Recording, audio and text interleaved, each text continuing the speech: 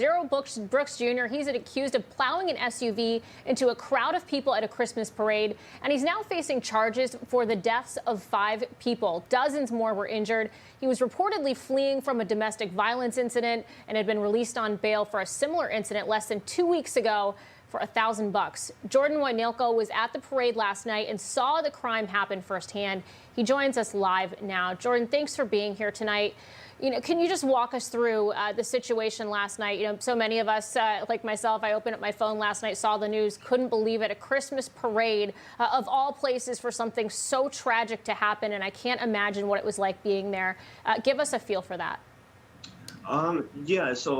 Thanks for having me. I just want to say thoughts and prayers to the victims and the injured and their families, first of all. But I went to the parade and I was there with my friend. It was, happy times. Everyone was laughing, having fun, kids catching candy from the parade goers. I went into the bathroom to use the bathroom in the store.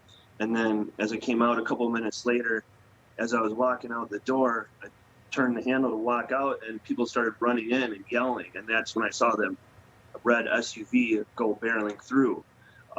So I went over to my friend and asked what happened. And then she was like, I just saw some guy hit like 3 people, just bounced off his car. And then that's when I started recording the video. Jordan, listen, thank you for sharing with the world what had to be a horrific experience for you to see that firsthand, because I think it's important for the rest of America to see what happened last night in Wisconsin. And I wanted to ask you, one of the things that I really noted in the footage that you particularly shot is how quickly groups of people were huddled around those who were hurt and perhaps some of those who were actually killed already at that moment. We don't know when they died.